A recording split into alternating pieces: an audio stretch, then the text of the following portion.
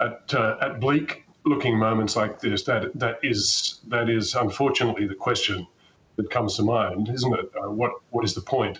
As Navalny just wasted his life. He was 47. He could conceivably have lived another 30, 40 years and outlived Putin had he stayed out of the country.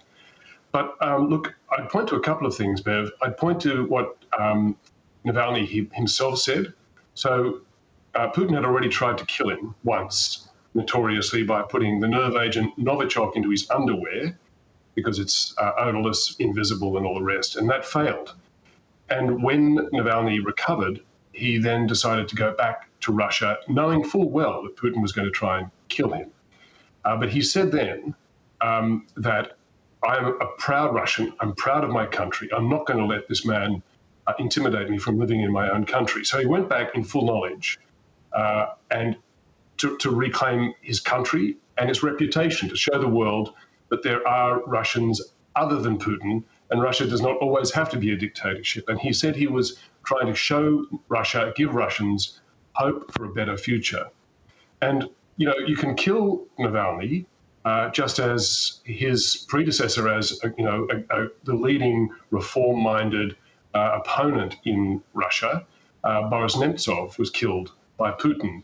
A carload of armed men just near the Kremlin, funnily enough, murdered him in the middle of the street. You can kill Nemtsov, but then you have a Navalny.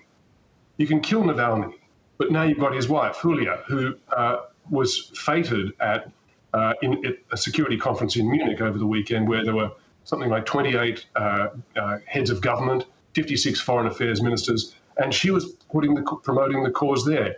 In other words, the torch of hope and the torch of freedom and the torch of hope for a better future for Russia lives on. And even if they kill Yulia, and I assume that Putin will at some point, because he's so fearful he cannot brook a single word or hint of opposition, then there are others in jail. There's Ilya Yashin. And when I interviewed him from his jail cell last year, Yashin said to me, it's important. He also knowingly went back to Russia to face arrest. And he said it's important that Russians hear anti-war voices here in Russia, not just from emigres. You know, more than 1 million people are estimated to have fled Russia in the last year.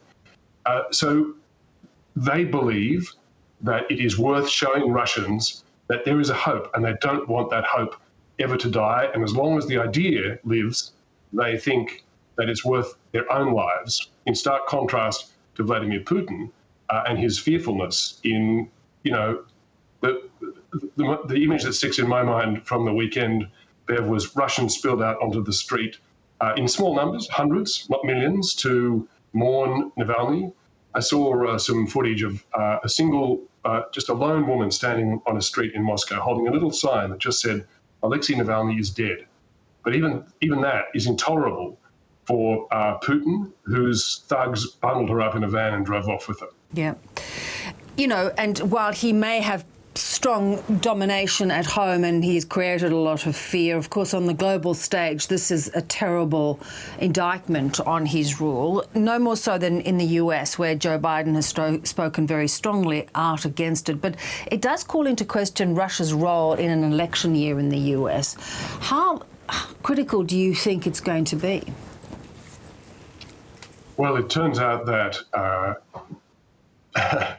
Donald Trump, who I saw described by the former Senator, US Senator Liz Cheney, as the Putin wing of the Republican Party, he turns out to be a real agent for Russia, an agent for foreign autocracies, even when he's not in an actual position of power, even as he's ping-ponging from courtroom to courtroom, because it's the senators under his influence, or in this particular juncture, the House of Representatives members in the US Congress, under his influence, are the ones who are refusing to bring to a vote a new aid bill, which would give some $60 billion worth of support and military assistance to Ukraine to continue its fight against Russia.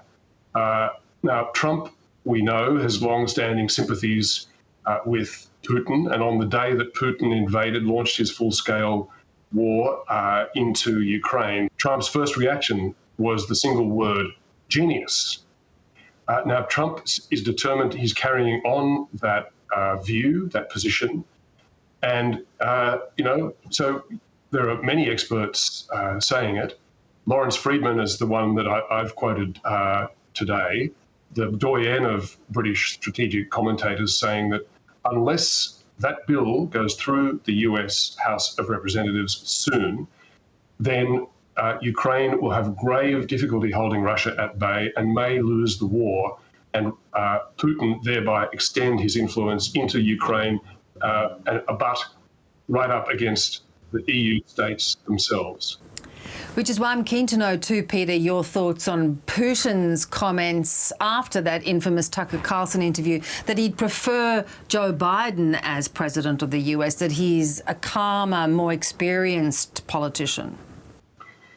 Well, who knows the calculus behind Putin's thinking?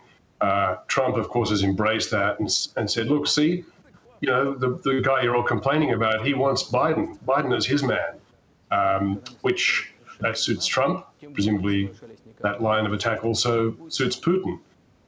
But we know that it's actually, in fact, the other way around, that Biden is the man who has led sanctions against Russia. Biden is the guy who is now, in a phone call to Zelensky on the weekend, not only denounced the murder of Alexei Navalny, but promised to fight harder to get the funding through the Congress to support Ukraine.